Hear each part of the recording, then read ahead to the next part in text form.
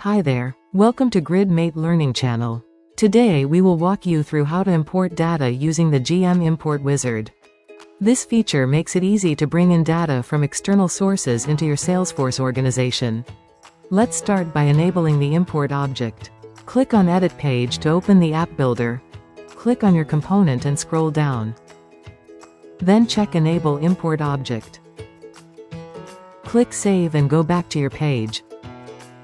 Now let's add the Data Import Monitor, which lets us track our import jobs in real time. Go to Setup and search for App Manager. Click Edit on your Sales app. Go to the Utility Item tab and click Add Utility Item. Choose GM Data Import Monitor. Set the label as Import Monitor. You can choose any icon you like. In this case, we will use an arrow top icon. Make sure to check Start Automatically, then click Save. Now we are ready to start our first import. Click the Import action. Click Upload Files, then select the file you want to upload and click Open. Once it's loaded, click Done. You will now see a preview of the file. You can adjust the preview size here. When you are ready, click Next. As you can see, the fields are automatically mapped based on your file headers. Now choose the operation you want to perform. You can either insert, update or upsert the records. We will leave it set to insert and click Next. Since this file contains some typos in the account type field, we will correct them manually.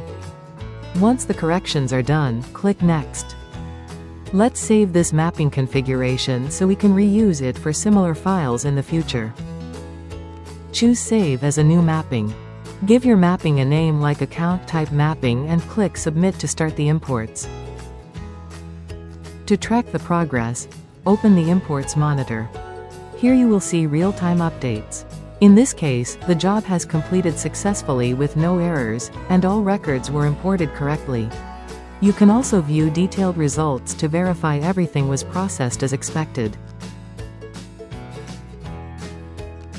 Here we can see that all 100 records were inserted successfully.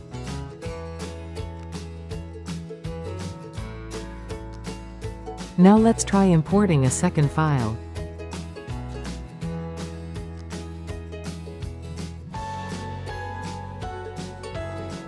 Now, instead of correcting anything manually, we will simply select our mapping and click Next. As you can see, all the field mappings are applied automatically just as we defined earlier. Click Next. Review the summary. And click Submit.